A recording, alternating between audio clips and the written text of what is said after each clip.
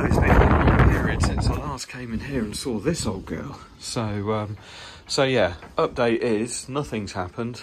Been busy, it's been cold, so I haven't touched the car really.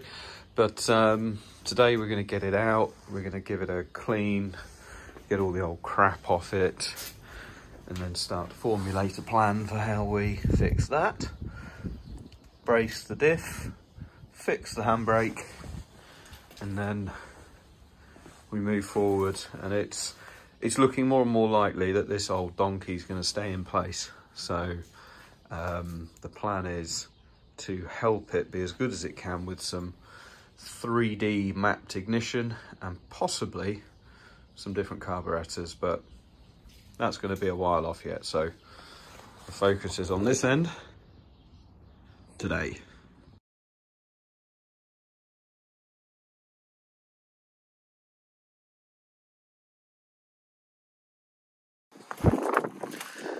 Now I've got it out and about, you can just see where it all collects, falling down from the engine bay, just grotty, oily horribleness. I think that's probably the output seal on the gearbox leaking there. Yeah, it's just 30 years of use that needs cleaning off. So yeah, I'm not going to go too heavy on the engine, but hopefully we'll see a nice positive difference. So tune in. So this was me just spraying on some no-nonsense cleaner from Screwfix, which wasn't particularly expensive. It was effective. It was good for the money, and then just agitating it in with a paintbrush before going over it with the pressure washer. It's got the bulk of the heavy crap off, but it's by no means clean. I think you'd need a much stiffer brush, probably a wire brush or something, and truth be told, I just couldn't be asked. It's good enough. So how much impact has that had? Well, not a huge amount, but it's lifted most of the crud. To be honest, until the engine comes out for a rebuild, it's always going to be leaky, and I can't see the point of doing the gearbox until the engine comes out. So it's just going to be a mend and make do for the time being. But I'll do another couple of runs with the degreaser and maybe a bit more of an aggressive brush, especially as the diff's got to come out. And yeah, that will it will come up nicely, but it's never going to be concours. Now yes, this isn't actually a brand new diff casing, this is the one I've cleaned. You can see, you might be able to see the odd trace of 50-year-old oil on there, but it's the best it's going to be. So this is one of the victims of the drive shaft letting go. So this is the handbrake tree, which should look like that, and then the cable pulls it. It pulls these rods. That one's not on. It pulls these rods. Sorry about the noise. And activates the handbrake. So these, you can't actually get this bolt out while the body is on. Because you can't get a spanner in there, but trusting it's got enough room behind the diff. There we go. Old one off. I'll set the height and put the new one in.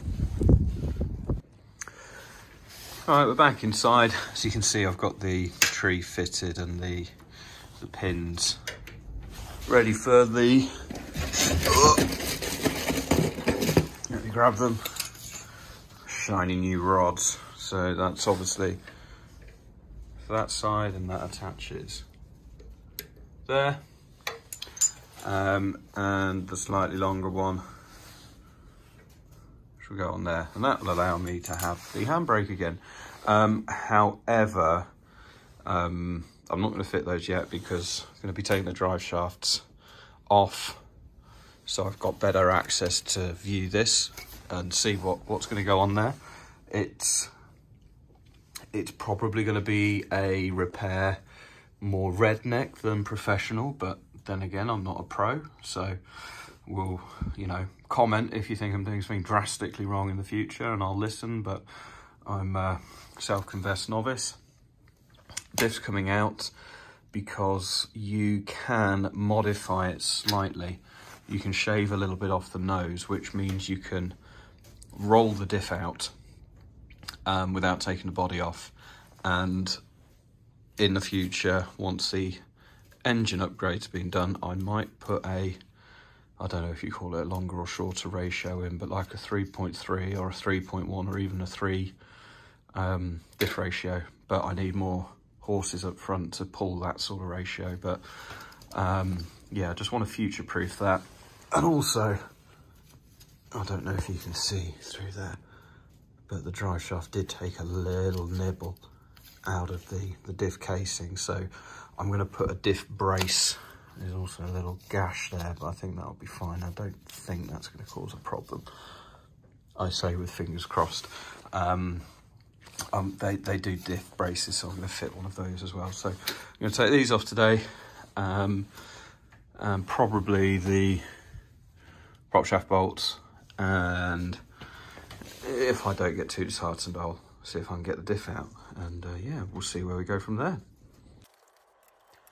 So this was meant to be a time lapse, but I pressed the wrong button on the phone while recording, but nothing particularly interesting, just me rocking the car forward and back so I get access to the various bolts on the drive shaft. The most interesting thing that happened is my phone falling off its professional grade blue tack mount. So I'll skip ahead to that so you can laugh at it, and yeah, you'll see more in the next clip.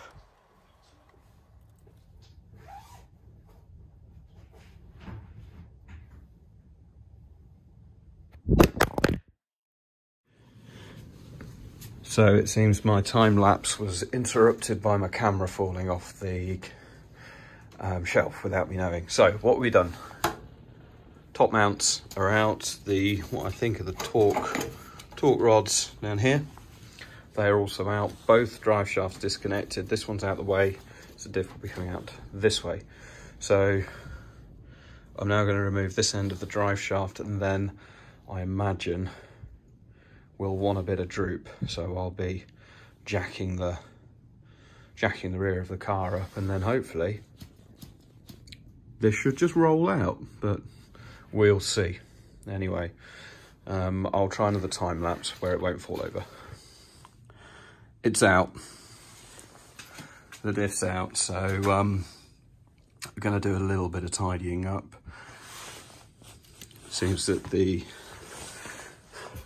crush washer on the fill plug has failed, and that's causing a few issues. Other than that, it looks all good. So there are a few modifications. You can take a lot of material off the nose and a little bit off the bottom, which will make getting it out in future a lot easier, a lot easier. So I'll do that, get the brace on, bung the fucker back in. Tune in soon.